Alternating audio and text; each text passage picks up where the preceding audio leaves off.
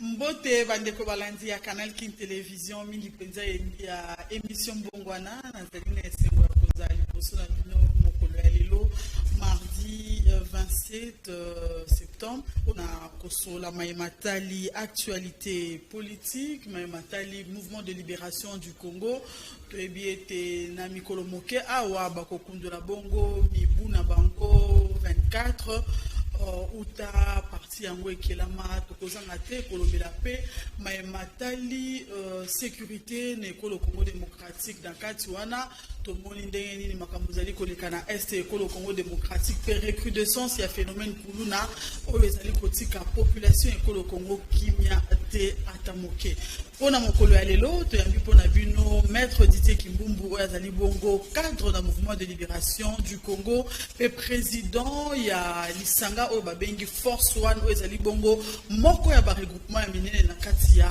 mouvement de libération du Congo. Bonjour maître Didier. Bonjour madame la journaliste Rosette Nzinga mbote na bandeko yo bavani na bandako netando moke bazolanda biso na butu na lelo. Merci mingi toko tambala moko na kati ya masolo na biso. Président national ya MLC Monamboka Jean-Pierre Bemba Gombo mikolo eleki autaki kosala tournée monene penza na Grand Équateur. Tolingi toyeba tourner yango ezalaki penza na motu ya nini pe akosuka kaka na Grand Équateur to pe akoélargir na tina ya kokende pe na bituka mususu.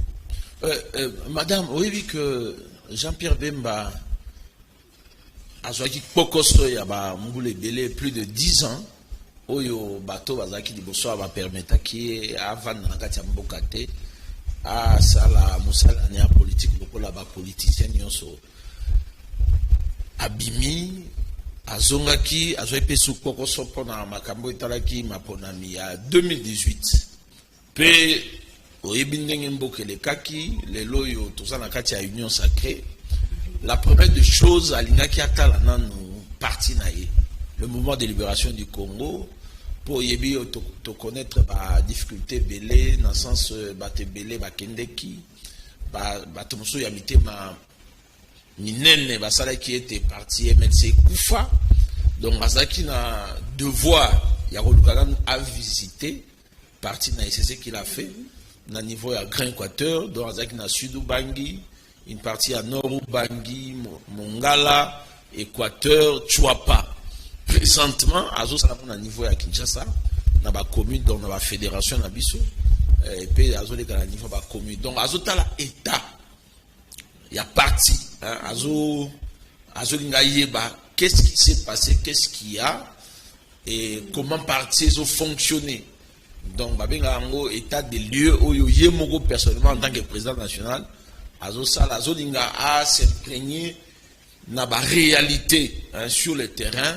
Il y a organisation et fonctionnement à partir dans un niveau à fédéraux dans un niveau à fédération bien sûr puis dans un niveau à communaux autobenga ngo ba commune politique il y a MLC ba commune politique on les appelle ba chef de rue autobenga bango ba cellule de base donc azo kita yemoko azotala ya mibale tokaki awa bato mosusu ndeka ba mesana na makamna banga koloba o Jean-Pierre Bemba balingi na Grand Équateur te basanziye balengani boyena boye baolo yemoko akitaki sur le terrain donc moni bandoki balobaka makambo ezangatina yemoko akitaki sur le terrain asaki presque na koloba 2 semaines soto sangisi ba tourner wana nyonso et biso moko tomonaki des visus ndenge population et yambaki et reconnaître na ye comme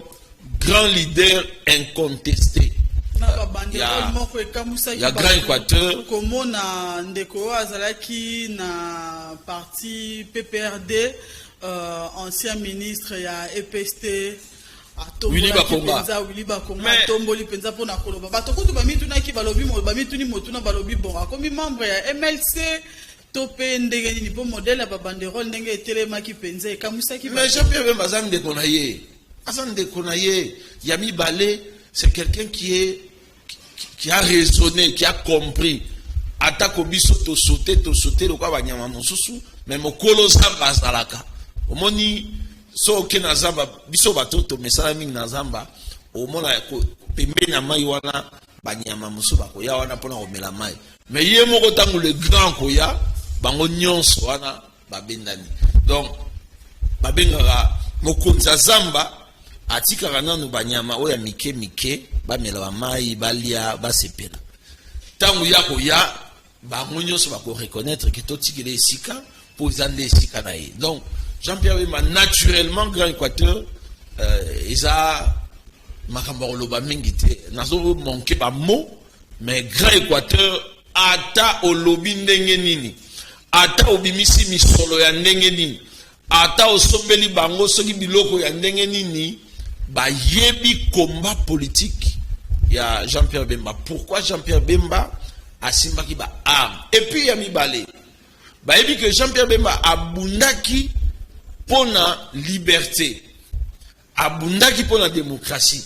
C'est comme ça que dans le Grand Équateur au ba guerre tribale hein au bazo bomaka bato bazo ezakité parce que comment na ezaki justifié ayaki pour l'intérêt quelconque te ya ye moko donc ayaki pona kobunda na mboka bien sûr côté on ayaki lokola bastion na ye pour objectif ezaki ko ya na Kinshasa mais ba négociation esalaki que esuka place esuka kezaki pe mabete et les premières élections ont été organisées en 2006.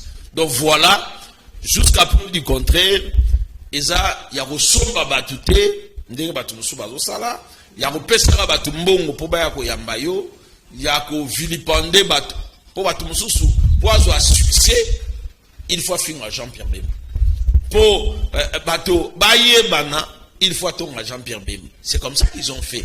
Bon yeloko la babilo kwana ce n'est pas son éducation yende intérêt à peuple intérêt à pays yango ndeza mis en avant premier plan akendaki atala bandeko na atala pe parti bayambaki na motema polele ngai nazalaki na lisala nazalaki pe na bumba tolandaki yango biso nyonso na ndenge akendaki basam kusubwende mandaka donc ezalaki effervescence et les gens ont vu que totika koloba totika ekimia po ezande esika na ye. Ako suka kaka na Grand Équateur tourné à Kinshasa to ako élargir ango na ba province mosusu pona ko kende pe na ba fédération mosusu ya MLC oyo eza répandu na République démocratique du Congo nyonso. Na ngala boso eloko moko alobela ki pe makambo ya programme ya 45 jours.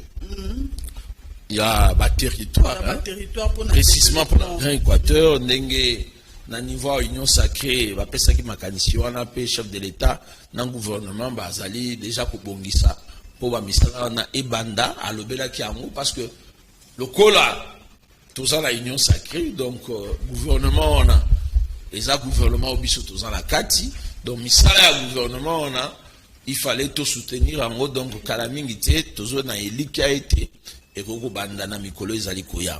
Alors RDC zamboka munene pe koyeba que MLC eza parti moko ya province mogote. MLC eza partout na RDC ndé na hôtel koloba awa donc ye moko personnellement alingi akende kotala na miso ndenge fonctionnement ya ba fédération ezo salema ye moko asola mwa mukela bato. Donc après il y aura je crois une organisation moi stratégie parce que la parti politique donc il faut tout bon ma élection peut-être élection en 2023 donc tous à la dans l'obligation par rapport à ndenge moko akomona et je crois il y aura des propositions pour la partie et ça sous très fort donc à okende d'ailleurs batu ya neti ya wamba bazo zela ba tinda message donc côté Isiro, Congo central, délégation moi qui avant secrétaire national, vice-président, vice-président fédéral, déjà vous sensibiliser. Na Kasai, bazo zelai, na Katanga, bazo s'est préparé. Bandundu, n'en parlons pas. Donc toutes les autres provinces, Nord Kivu, Sud Kivu, bazo zela Kasai, nde na utiko lobana ti naba luala bakuna, bazo zelai. Donc programme wana eko s'étendre ti RDC Mobimba. à part RDC, MLC a parti pour les implantés par l'extérieur, parce que l'élection, hein, ndenge toujours dans makambu ya Kadima, azoloba que bakopona na ba mboka ba paya que élection pe et salima. Donc biso MLC tous en ba représentant na ba mboka wana, donc akokende pe akutana bango asoda na bango, pas seulement pour la élection mais pour la organisation il y a parti. Le 30 septembre, le mouvement de libération du Congo, ça 24 ans. 24 ans, ils ont moukété. Moi, na tangi pe, asilisi abandi pe mosala. Basusu pe ba balinga koko bana ba classe ya milayi mosusu kosala master na ye tout en travaillant. Mosusu pe koko tape libala, makambo salami normalement aboti pe. Donc MLC aza mwana oyo ya mokete aza mwana openza atelemi ya lendi déjà. Madame Rosette. Il y a 30 ans, 24 ans, on va célébrer les 30. Donc, vous avez mon quête historique, il y a MLC. Le Lengeni ne bandaki. Bisoto Vandara Kanakishasa, Tozo Kakuna, à l'époque, na parlement, na Zoé, Bisoto Zana Nubilenge, Wana, Tozaka, tellement, Moussala, et Rosalaki, à Makila, Tozo Mona Papa, Jano Koleka, Kobende Matoi, Koloba, Sengeli, Kosala Boye, Sengeli, Kosala Boye. Histoire MLC sur Tobani Obetango, Eza Moulaï. Namokuse. Eza Moulaï, parce que ça fait partie de l'histoire de Mboka Nabiso. Et puis ça fait aussi partie de l'histoire de Biso Congolais. MLC et Banindengeni. Il y a eu des choses ici à Kinshasa. Batoyo Baïda Afdel. Bakoti Awa avec musée Laurent Désiré Kabila ayena ba Rwandais Awa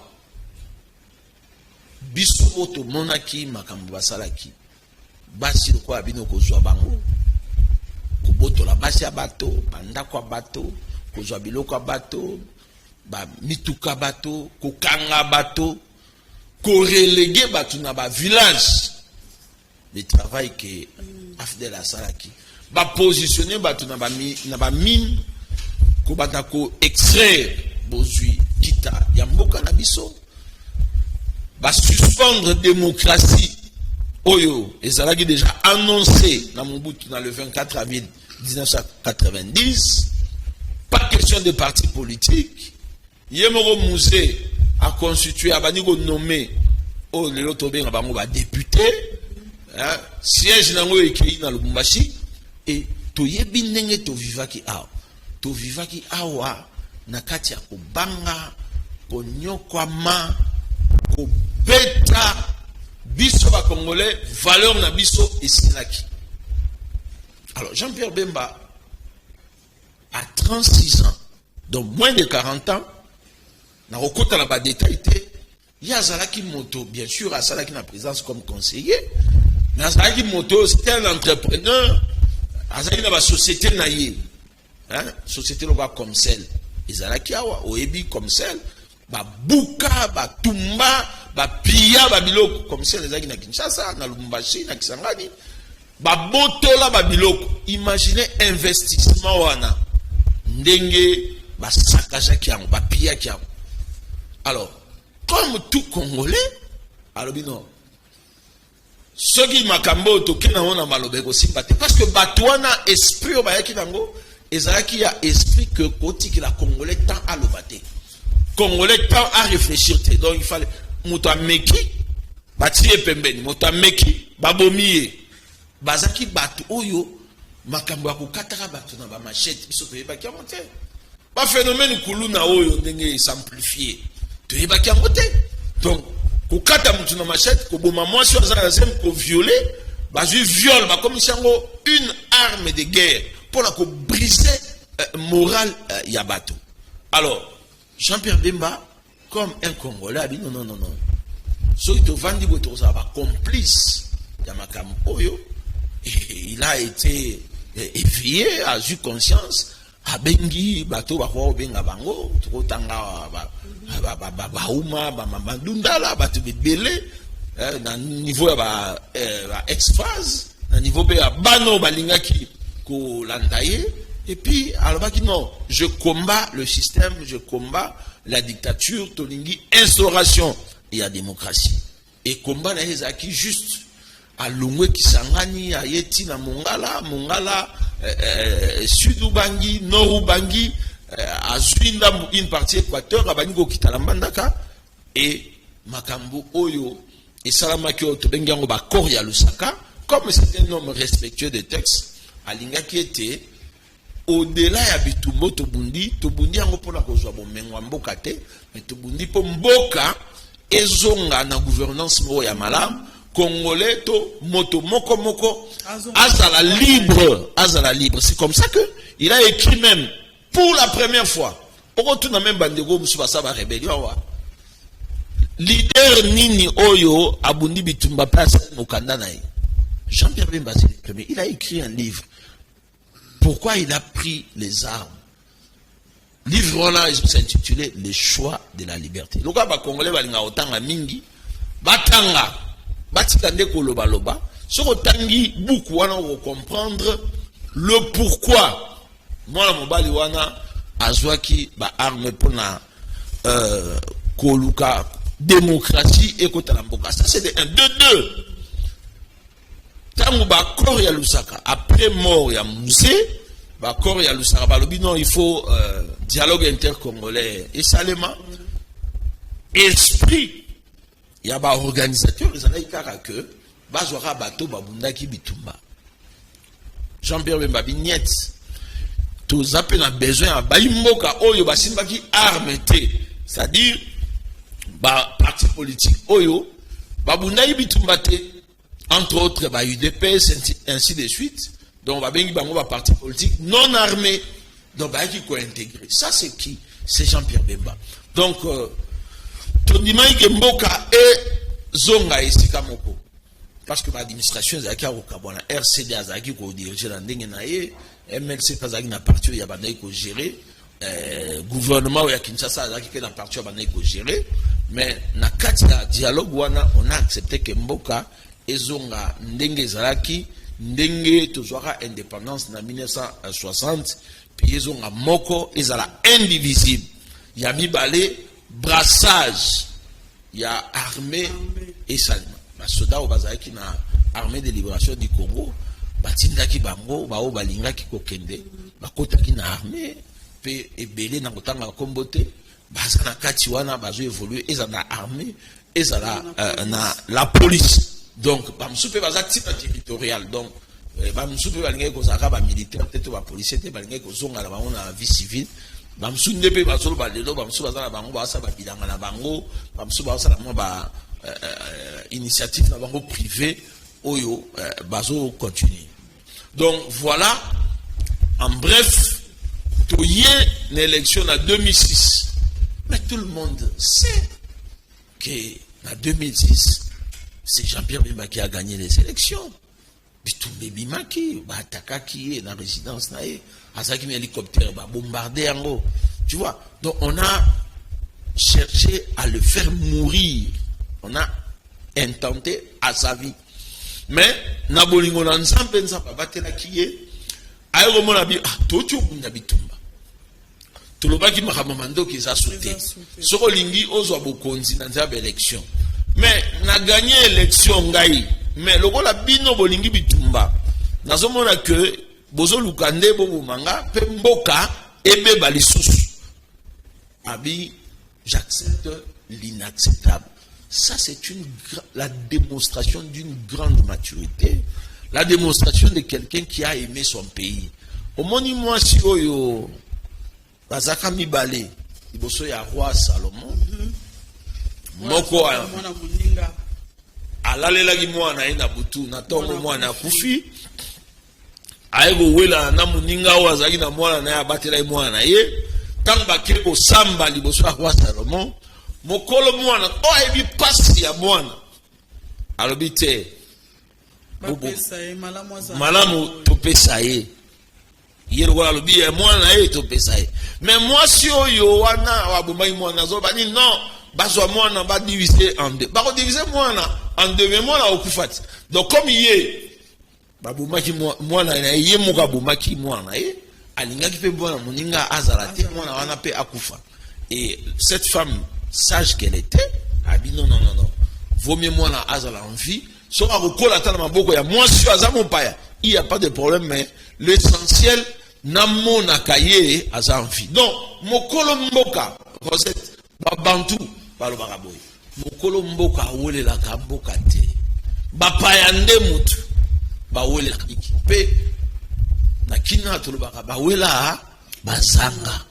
Voilà en bref histoire de Jean-Pierre Bemba na élection en 2006 et tobani na 2006 wana il y a eu ce qu'il y a eu à longo na mboka po babadon kababo maye a komi na mboka bapaya kuna CPI aye na histoire à lokuta ya Bangui presque 10 ans na CPI et biso totikala ki na mboka wa qu'est-ce que nous n'avons pas subi départ.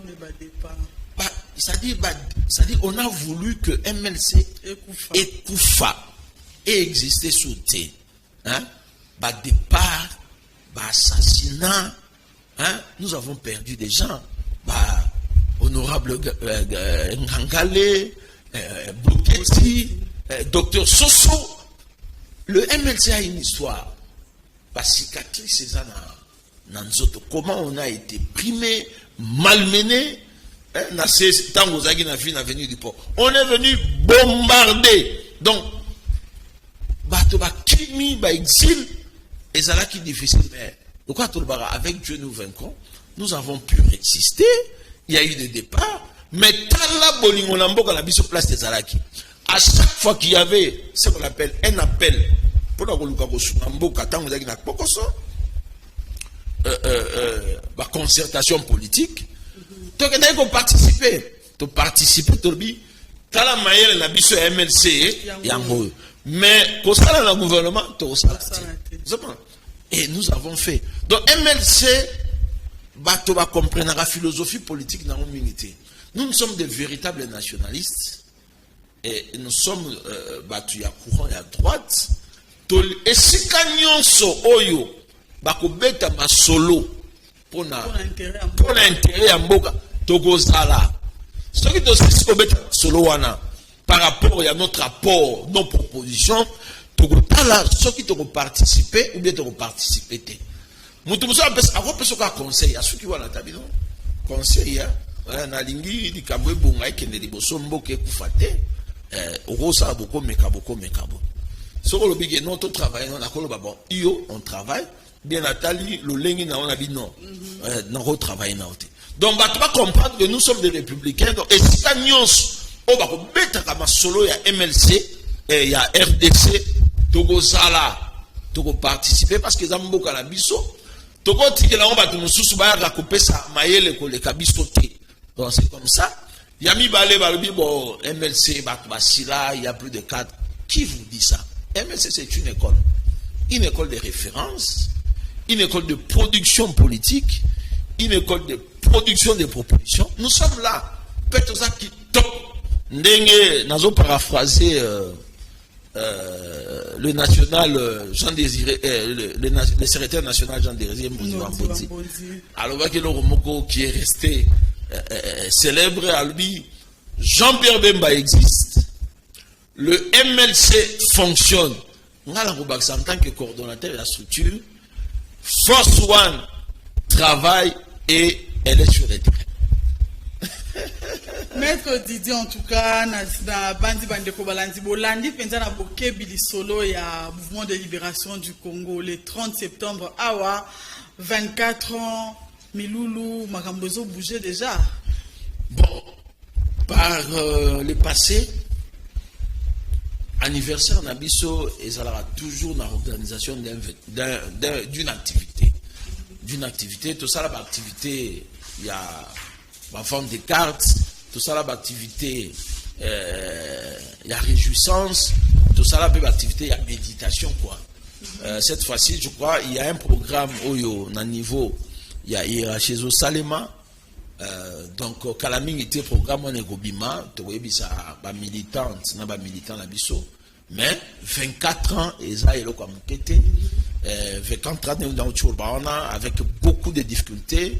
Nous avons surmonté ba makambu belé ba obstacle et je crois nakolo baboui parti mon côté et ça une expérience sur le quoi la MLC. Peut-être comprendre peut-être. Si.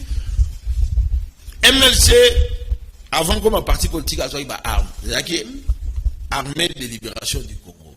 Après, tu as commis un mouvement politique, donc tu s'est débarrassé de l'arme. Tu as participé à l'échéance électorale. Quoique, tu as mais tu as participé depuis 2006. De deux, MLC, tu as implanté. À l'absence même, il y a l'idée, comme c'est une conviction.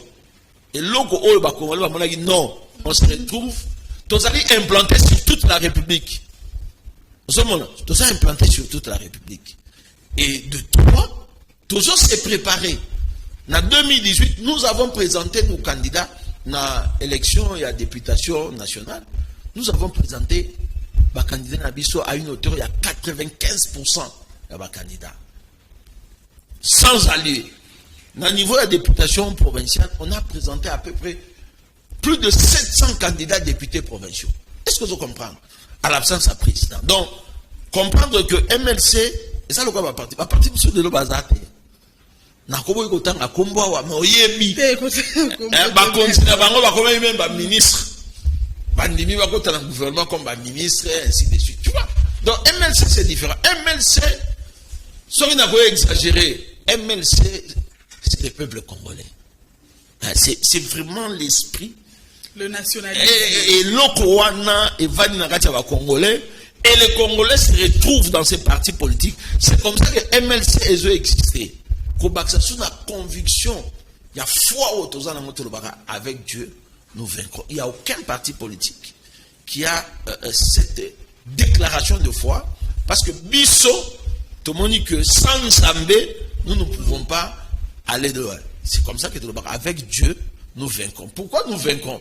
Parce que tu as vu que Bitumba et Goya, tu as vu que Batuarotongo, Bagofinga, Bablocage et Goya, mais nan Zambé, ndenge apesa biso mwa makasi mwa ndambo wa mayele oyo tozanango elonga eza toujours. Donc nous avons cette confiance là, cette foi là, cette assurance que demain il y aura des choses où MLC Hotel Saramboka pe bato baloba ya solo parti eza parti à espoir. Maître Didier to bimana no moke libanda ya masolo ya MLC sangomoko tozwa ki jusque là. En tout cas, to bengi na ba niveau ya ba constitution c'est la confirmation. Jusque là ils ont une spéculation mais bato mosusu bazolo ba non depuis hier na 20h ba niveau à 20h30 21h ba monaki déjà ba M23 bazo quitter na Bunagana. Départ na bango ezala ki bazo quitter Bunagana pour na ko keni na direction ya Rwanda. Lecture na yo par rapport na yango. Jusque-là, information officielle à niveau, il y a porte-parole, il y a gouvernement, et ça a été pour la confirmation. Mais depuis hier, ça nous a dit qu'au Tambola était M23, Tikibongo, Mabele à Bunagana. M23, nous avons la difficulté au Kombo. Et ça, M23, ce sont des Rwandais, c'est l'armée rwandaise. Qui est venu chez nous. Bangonde va envahir Mbokanabiso. Le Rwandais, l'armée patriotique rwandaise, Koti Mbokanabiso. Alors, par rapport à Makambo Tukoloba, moi je crois que le gouvernement doit faire un effort pour donner la vraie information. Kotika rumeur, la spéculation, l'opinion nationale a besoin d'être fixée. Nous avons vu à la télé les informations circulées. moi l'amboka président Félix Nengalbaï que Kalaming était ba Kenya Bakokota bien sûr Nanzela ya Uganda wana po aller à la frontière à Bunangani. Est-ce que Bakoti te éviter? Donc le gouvernement, c'est comme ça que le gouvernement doit anticiper les choses. Au lieu, au moment où Rwandais babimi balongo et baza souté, mais après une semaine, oh baza la tu vois comment est-ce que ça va donner encore la déception et pas y a Congolais. Donc gouvernement la biso a une obligation, il y a coupé ça, la vraie information, ce qui est Rwandais wana. Moi je ne veux pas même parler de M23 parce que ce ne sont pas M23 ils ont papier Lilingia Pamba, donc ce sont des Rwandais qui sont chez nous. Donc ceux qui sont Rwandais balongwe to balongwe et puis Rwandais il faut balongwa. C'est pas leur pays. Rwandais bazo ba makamba FDLR. Est-ce que FDLR ce qu'on peut voir bazo ba ke au batwala ils ont congolais. Hein? Bon, est-ce que FDLR va continuer FDLR ce sont des Rwandais non? Est-ce que va continuer na Rwanda ça va pas la biso? Et FDLR ça n'existe plus. FDLR ils a déjà Yakou Panzana parce qu'à un moment donné le gouvernement congolais avait travaillé avec le gouvernement rwandais pour le remettre de côté et on a rapatrié je crois plus de 2 fois FDLR à niveau à Rwanda. Donc qu'on soit au milieu de Marbarban les a sauté et puis tout le Babosembo Bato Bazawana ce sont des Rwandais militaires rwandais avec arsenal militaire logistique il y a rwandais.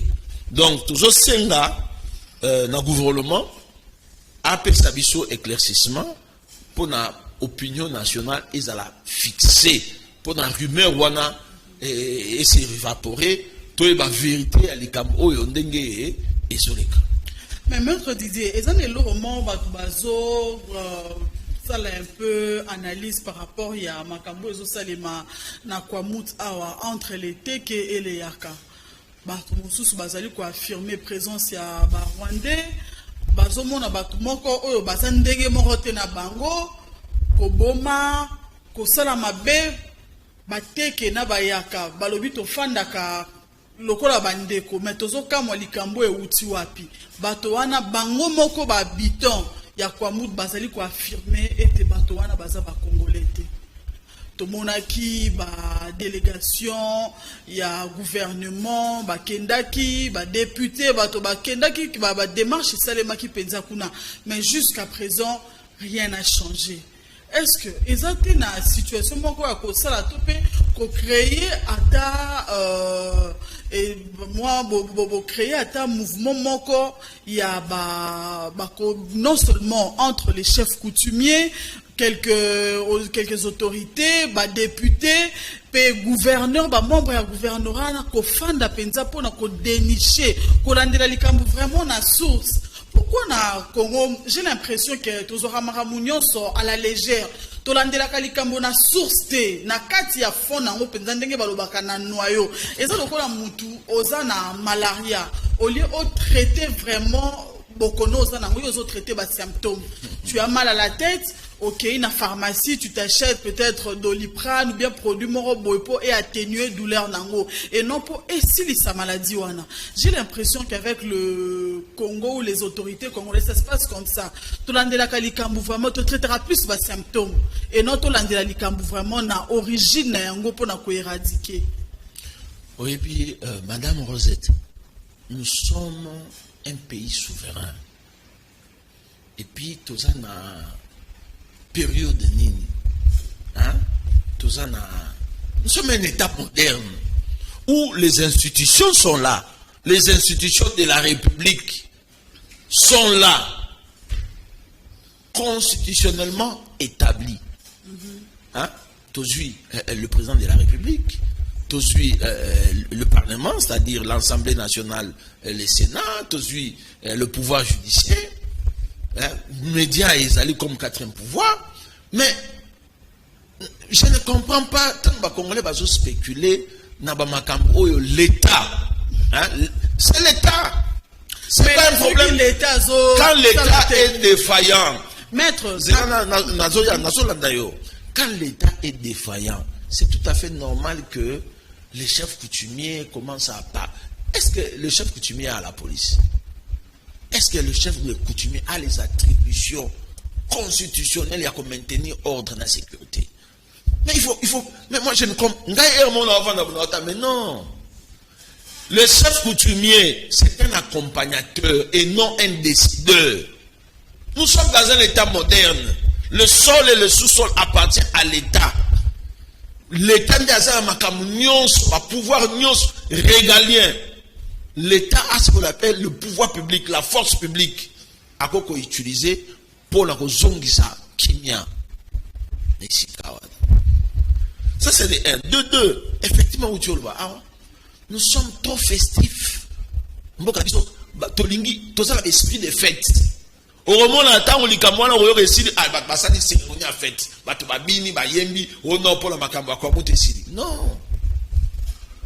Esprit festif, wana ezome mabiso na otobenyango l'irresponsabilité. L'esprit de fête nous amène à l'inconscience.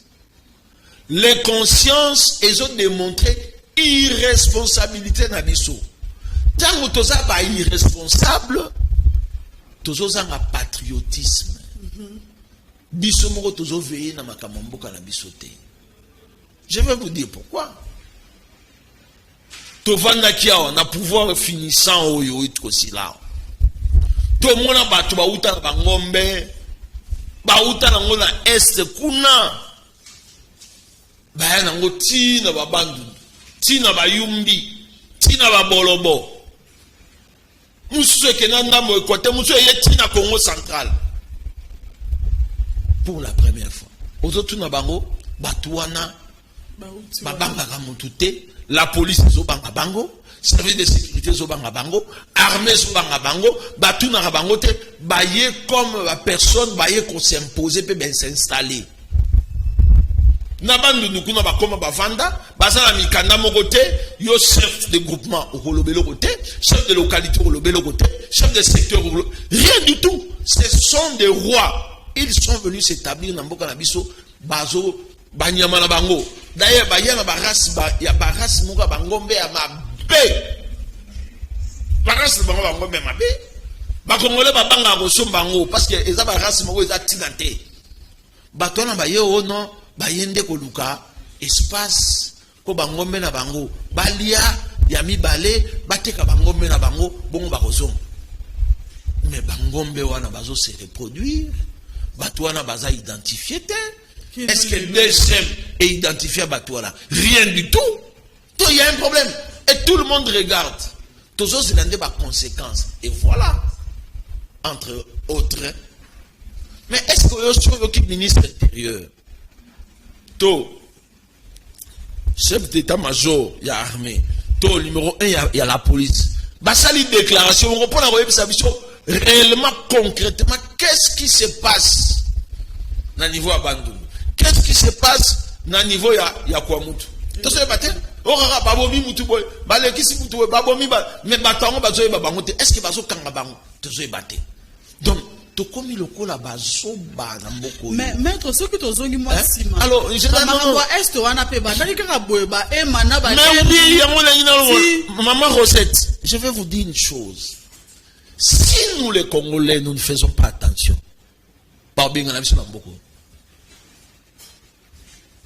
Soit beaucoup pour le moins pendant de comme personne non grata na Congo, soit to comme esclave ya batu mongo boye ba uta soki bo api boye ba ye ba konzi biso à cause de notre irresponsabilité, à cause de manque de patriotisme, à cause de manque de leadership national na kati mboko. Les Congolais sont distraits à tous les niveaux. Ils sont à un niveau civil, ils sont à un niveau armé, ils sont à un niveau police. Tout ça va distraire. Donc, situation au Wana. N'est-ce pas Wana? Et Banara, oh, Banyamule, Batwa Koufide, toi. Et Kinshasa, on a battu. Barivaka, au Monabou, Bolina Tongo, Tata, Banyeba. Donc, on doit ouvrir l'œil et le bon. Il faut gouvernement apprendre la mesure de la chose. Bakitakuna, mais na évité n'amboko. La police, ils ont une unité spécialisée. Hein? Ba légion pire, bakenda wapi. Ba légion pire, bakenda wapi. Ba unité d'assaut, il y a la police. Ba antiterroriste, bakenda wapi. Nga zo kama. Hein? Bongo, ba éleveur wana, ceux qui bango baza parmi moi batouan, ou bazo bombara batouan. Non, moi je crois que ceux qui batouan, bazo continuer à agir jusqu'à aujourd'hui. Parce que tous les maman, mimi ba maman tu vas solo ba. Oh ba tu bongo boye ba bilongi boye. Non, est-ce que c'est ba bilongi te? Ces gens-là doivent être identifiés. Si ce sont des Congolais ou pas, si ce sont des étrangers ou pas, si ce sont des militaires étrangers ou pas, si ce sont des bandits, il faut pas s'identifier. Vraiment, maître disait na moku c'est toi qui lobi makambuya la police ezana makambuya boye baza intervention rapide mais les lopes tozo bo sanate tozo mona recrudescence il y a phénomène kuluna qui président de l'Assemblée provinciale Godem Poyalobi ville les alliés limités ba province les alliés limités charge douane ya ministère national et intérieur la police azana ba moyen pour na ko éradiquer kuluna. Donc, Tokoko Bakaka Boué, la police se dit incompétent devant le phénomène Koulouna. Bateau, Bazana Machette, Aleki Moto, Simbi Mondoki. Ça, c'est quel discours? Ça, c'est quel discours? Mais l'État, Tobenge gouvernement central, après ça, bon, dans la province. Et dans le budget, compétence, il y a le gouvernement national, le gouvernement provincial, mais l'État, si le gouvernement central, quand il s'agit de régler un problème, où ils ont dérangé vie publique, mais Azana prérogative à quoi agir, à travailler dans l'autorité du gouvernement provincial. Donc, moi, au moins, le phénomène Koulouna, on a connu des histoires. Tu connaîtras le phénomène Bouddha, Wallace, Koulou Kambala. Bamolona, Bajango, petit Nico. Hein? À un moment donné, ici, là. Et ça, c'est un moment insurmontable. Koulouna Oyo, et ça va conséquence, il y a Makambe Belé. Il y a un moment où la gratuité de l'enseignement. C'est quelque chose à encourager.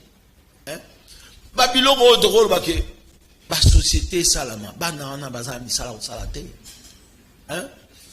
Beaucoup de filles mères en difficulté, à 3-4 filles mères à la mobilité. Par les circonstances, il y a vie abouti. Banana, ce sont des Congolais. Mais il faut l'État, l'État, à ça pour toi, la prévention. Il faut prévenir, qu'on règle le problème à Koulouda. Pas Koulouda, ce ne sont pas déjà formés. Le banditisme, et ça le remonte, non, il y a un camp où va former un bandit. C'est un phénomène social. Où il y a battu. Mais tout le bâté, à gagner les autres comme bisotam de collègue de Bishasa. Mais Bakangi, on a gagné l'otoko. Mais c'est grave.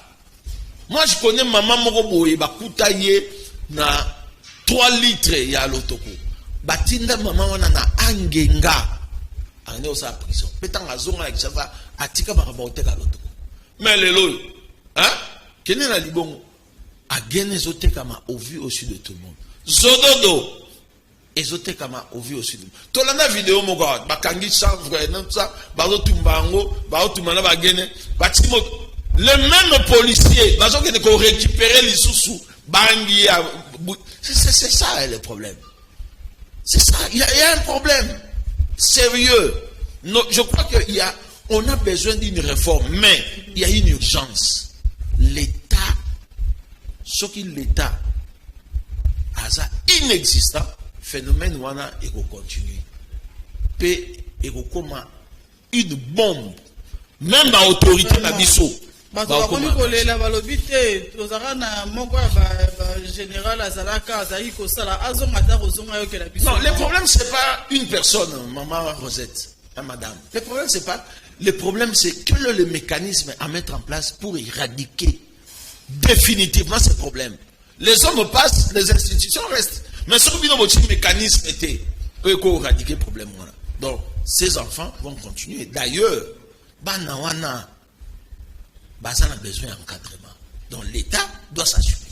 Merci beaucoup, Maître Didier Bandeko Balanzi. Tokomi na suka émission à Mokolo ya lelo. Merci na yo, Maître Didier Kimbumbu Ndengondima ki koyanola na invitation émission bongo na Mokolo ya lelo. Merci. Communiquer Moko Force One, tozana manifestation na Avenue Simba le premier samedi. Toza la coordination à Kalamu, toza la manifestation des grandes envergures. Oyo toza la adhésion massive yabat oyo balingaka MLC et ozala samedi na Avenue Simba sur Avenue Engesa na Kimbangu na 15h soko yewana okokuta na biso. Merci beaucoup, Bandeko Balandi. Tu rappelais que tu as un bino maître Didier Kimbumbu, azali bongo cadre na MLC, président, il y a l'Issanga Monene na mouvement de libération du Congo, Babengi Bongo Force One. Un grand merci, l'équipe technique au Basungi Biso Mokolo ya lelo. Merci na mon réalisateur intelligent Maïka Mwaka, Freddy Takidi, l'homme à double casquette. Merci Patine Tsumbu, merci Mingi Nabino Bandeko Nyonso Oyo Bolanda Kabiso à travers YouTube et Canal King Télévision. Merci Nandenge Bozala qui est belé ou ta commune Yelemba pour na kolanda émission à Mokolo ya lelo. Numéro est affiché Bobenga, ba suggestion Nabino, ba message Nabino sans pour autant oublier que émission Oyo Bozo en rediffusion Mokolo ya mercredi na Bangonga ya 11h30. Botika la malamu et le mona Canal King Télévision, télé vérité.